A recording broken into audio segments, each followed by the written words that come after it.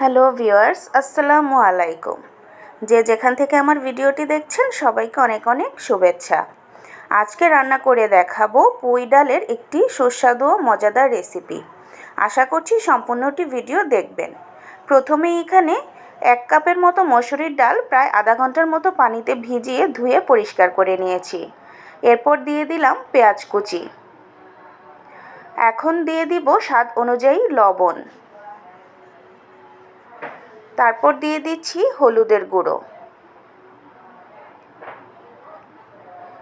দিয়ে দিব মরিচের গুঁড়ো,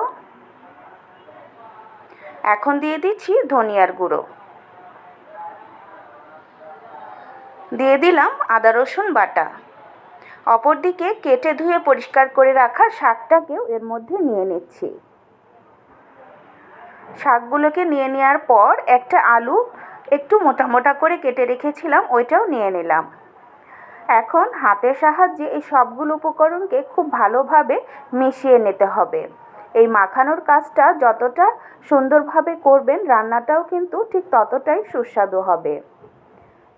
তো আমি কষলে কষলে খুব ভালোভাবে মেখে নিলাম। এখন একটা সাইডে রেখে কড়াইতে দিয়ে দিব পরিমাণ মতো রান্নার তেল। এর মধ্যে দিয়ে দিচ্ছি 2টো শুকনো মরিচ ফোড়ন, আর দিয়ে দিচ্ছি কয়েক কোয়া থেতো করে রাখা রসুন। রসুনগুলো একটু লাল হয়ে আসা পর্যন্ত ভেজে নিচ্ছি। লাল হয়ে আসলে মাখিয়ে রাখা ডাল এবং পুঁই শাকগুলো দিয়ে দিলাম। এবার এটাকে 5-7 মিনিট সময় নিয়ে খুব ভালোভাবে নেড়েচেড়ে কষিয়ে ভাজা ভাজা করে নেব। কষানোর সময় এই ডালটা থেকে অত্যন্ত একটি সুঘ্রাণ বের হয়, যেটা খুবই ভালো লাগে। তো রান্নাটার এই পর্যায়ে আমি এটাকে শুধু কষিয়ে নেব, কোনো পানি দিয়ে কষাবো না, এমনিতেই কষিয়ে নিচ্ছি। একদম ভাজা ভাজা করে যখন কষানো হয়ে এসেছে, এই পর্যায়ে কিন্তু আমি এখানে পরিমাণ মতো পানি দিয়ে দেব। খুব বেশি পানি দেওয়া যাবে না, এই রান্নাটা একটু মাখো মাখো খেতেই খুব ভালো লাগে। পানি দেওয়া হয়ে গেলে সবগুলো একটু নেড়েচেড়ে ভালোভাবে মিশিয়ে নিচ্ছি। মেশানো হয়ে গেলে ঢাকনা দিয়ে এটাকে ঢেকে রান্না করব 10 মিনিটের মতো। বন্ধুরা, যারা বাড়ি থেকে দূরে থাকেন বা ব্যাচেলার প্রবাসী যারা আছেন, নিজেরা রান্না করে খেতে হয়, তারা কিন্তু একদম শর্টকাটভাবে এই রান্নাটা করে নিতে পারেন। এটা করতে যতটা সহজ, খেতেও কিন্তু ঠিক ততটাই সুস্বাদু হয়ে থাকে।